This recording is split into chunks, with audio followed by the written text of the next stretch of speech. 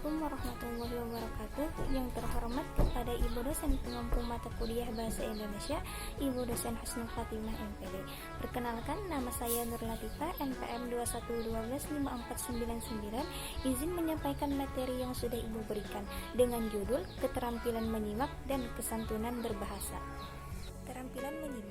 Keterampilan menyimak dapat diartikan keterampilan sentral dari 4 keterampilan berbahasa yang lainnya, yaitu membaca, berbicara, dan menulis. Menyimak adalah sebuah kegiatan pikiran yang mana bukan hanya mendengar saja atau melihat saja, tetapi ada sebuah kegiatan pikiran atau menganalisis.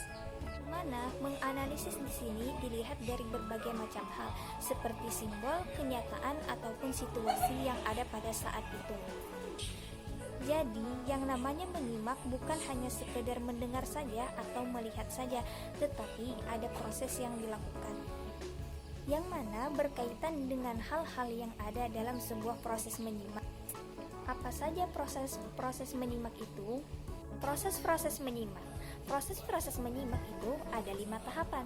Yang pertama mendengar, kedua memahami, ketiga menginterpretasi, keempat menilai, dan yang kelima memberi respon atau memberi tanggapan. Proses menyimak pertama ialah tahapan mendengarkan. Nah, apa yang dilakukan seorang penyimak pada tahapan ini? Tentu saja mendengarkan. Mendengarkan seperti apa? Mendengarkan yang dimaksud di sini ialah hanya berfokus pada satu suara. Yang mana berfokus itu yaitu bagaimana caranya mengabaikan suara-suara lainnya seperti suara televisi, kendaraan, kipas angin, dan lain sebagainya. Yang mana hanya berfokus pada satu suara yang akan disimak. Jadi, kunci pada proses menyimak yang pertama ini ialah berfokus. Setelah proses menyimak pertama mendengari, maka proses kedua ialah memahami. Pada bagian ini, si penyimak harus bisa mengartikan setiap kata yang didengar, yaitu memahami setiap arti dari kalimat atau kata-kata yang diucapkan atau yang didengar. Nah, jadi proses memahami di sini kata kuncinya ialah kata yang mana artinya itu berdasarkan arti yang sebenarnya atau kata yang ada di dalam kamus. Itu tadi 3 proses menyimak pertama, yaitu mendengar, memahami, dan menginterpretasi.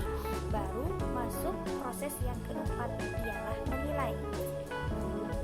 Setelah tadi mendengar, memahami, dan menginterpretasi, baru si penyimak memasuki tahap yang keempat, yaitu memberikan penilaian. Apa yang dinilai?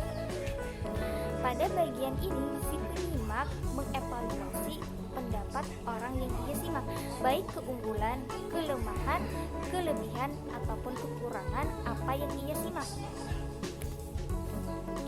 Nah, hal ini berbeda dengan tahapan yang ketiga, yaitu menginterpretasi. Jikalau pada tahapan kedua tadi ialah mengartikan sebuah kata atau kalimat, maka pada tahapan menginterpretasi ini erat kaitannya dengan memberikan makna pada sebuah kata atau kalimat yang didengar. Berbeda antara arti dan makna. Kalau makna pada tahapan ketiga ini kaitannya dengan berbagai hal yang melatar belakangi kalimat yang diucapkan atau yang dituturkan.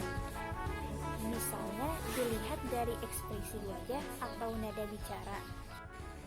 Nah, masuk kepada proses yang ketiga, yaitu menginterpretasi, atau bisa disebut juga dengan penafsiran, menafsirkan kata yang lebih jauh atau lebih dalam. Itu tadi 3 proses menyimak pertama, yaitu mendengar, memahami, dan menginterpretasi. Baru masuk proses yang keempat, ialah menilai. Setelah tadi mendengar, memahami, dan menginterpretasi, baru si penyimak memasuki tahap yang keempat, yaitu memberikan penilaian. Apa yang dinilai? Pada bagian ini, si penyimak mengevaluasi pendapat orang yang ia simak, baik keunggulan, kelemahan, kelebihan, ataupun kekurangan apa yang ia simak. Jadi, kata kuncinya pada proses keempat ini ialah menilai. Baru yang kelima ini ialah merespon. Setelah tadi ia mendengari, memahami, menginterpretasi, dan memberi penilaian, barulah memberikan tanggapan atau respon pada tahapan terakhir. Jadi respon apa yang akan dikeluarkan itu bergantung dari proses-proses yang sudah dilakukan. Contoh misal, pada saat dosen mengajar di kelas, maka mahasiswa hanya berfokus pada suara si dosen. Kata dosen, udara hari ini panas ya. Pada bagian pendengar dalam menyimak, maka mahasiswa berfokus pada ucapan si dosen, yaitu udara hari ini panas ya. Lalu masuk pada bagian memahami, mahasiswa dapat memahami udara hari ini panas dikarenakan harinya cerah dan di dalam ruangan yang tertutup.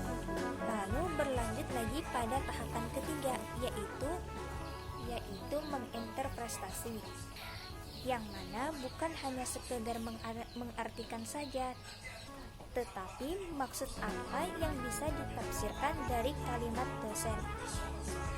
Dari ucapan dosen udara hari ini panas ya, maka si mahasiswa dapat memahami bahwa ada tujuan lain dari ucapan yang dikatakan si dosen. Dilihat dari situasi yang melatar belakangi panasnya suasana, ialah kipas angin yang belum menyala. Nah, pada proses ini si penyimak akan memahami apakah dosen meminta untuk menyalakan kipas angin, karena saat ini kipas angin belum menyala. Lalu proses tahapan yang keempat, yaitu menilai setelah diinterpretasi atau diartikan udara di ruangan ini panas ya. Ternyata setelah dinilai atau dievaluasi, mahasiswa paham bahwa untuk mengurangi hawa panas, hal apa yang bisa ia lakukan. Nah, baru ia akan sampai pada proses menyimak bagian akhir, yaitu adalah menanggapi.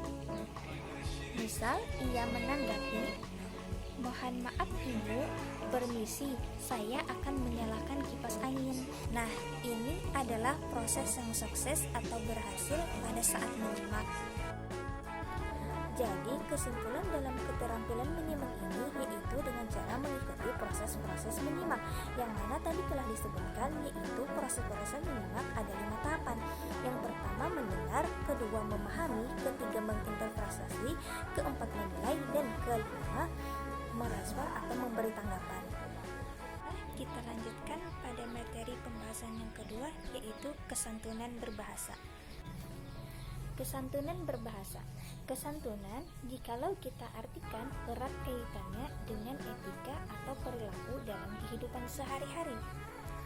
Jadi, maksud kesantunan berbahasa di sini ialah sebuah etika dalam berkomunikasi.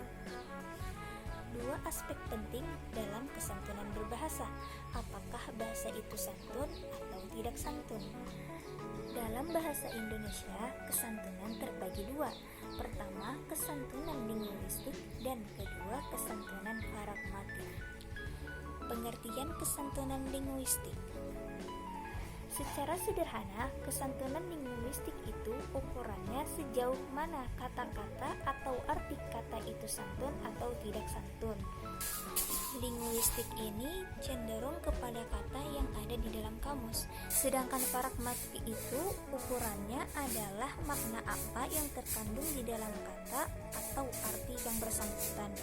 Kembali kepada pembahasan kesantunan linguistik. Dalam kesantunan linguistik, di situ kita dapat lagi mengkhususkan kalimat atau kata apa yang mengandung inferatif. Apa itu inferatif? Kalimat inferatif adalah kalimat perintah. Pada kalimat inferatif atau perintah, ini cenderung kepada ketidaksantunan. Lanjut kepada pengertian kesantunan pragmatik. Kesantunan pragmatik dapat dikhususkan pada tuturan inferatif, namun dituturkan dengan non-inferatif. Maksudnya ialah kalimat perintah, namun tidak dituturkan dalam bentuk kalimat perintah.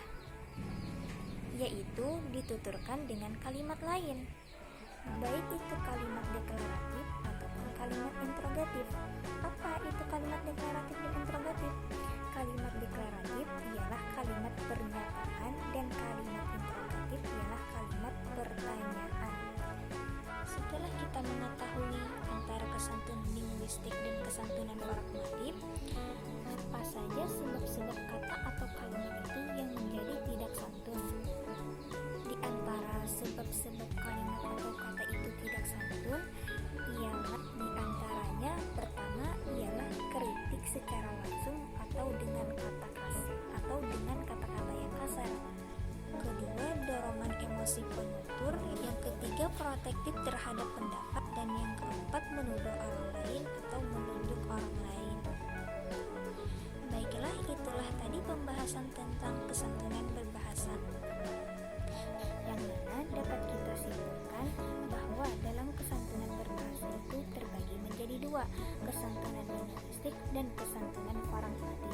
Kesantunan linguistik itu kaitannya dengan kata yang ada di dalam kamus, sedangkan kesantunan pragmatik dapat kita artikan makna yang ada dalam sebuah kalimat atau kata yang diucapkan.